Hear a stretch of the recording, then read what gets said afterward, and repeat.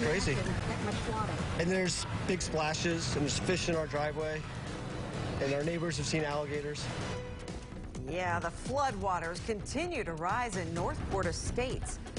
Good evening, I'm Stacy Scheibel. And I'm Keith Kate. Thank you for joining us tonight. Some people living there have decided to heed the city's warning and evacuate, but most are staying home, at least for now. Local officials are closely monitoring the changing conditions, and they're expected to get worse throughout the weekend. 8 on your side, Sarasota County Bureau reporter Allison Henning joins us live. She's off Sumter Boulevard with more.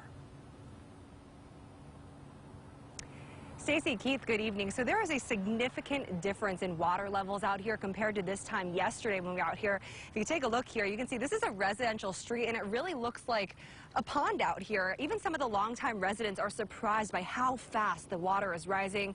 Police are now blocking off several streets out here to everyone other than people who live here.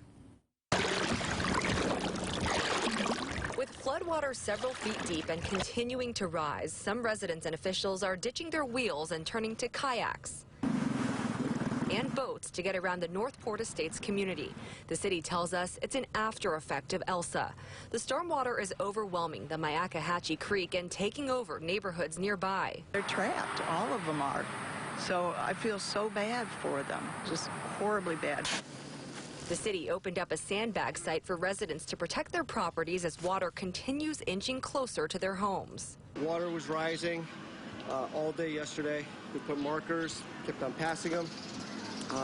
Woke up this morning, it was a significant rise. For some, like the Delapinas, it was too close for comfort, so they evacuated. For others, like Charles Henson, it remains a matter of wait and see. How many more inches would it take for you to get out of here? I'd say probably another foot. Because if it gets really high on the driveway, then we'll probably have to, think about it.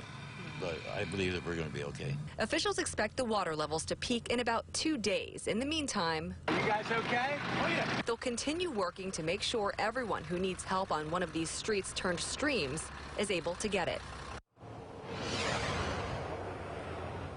At last check, the evacuation shelter here in town remains empty. However, multiple people that we spoke with throughout the day today who live on streets like this one right here have evacuated or are in the process of making plans to do so.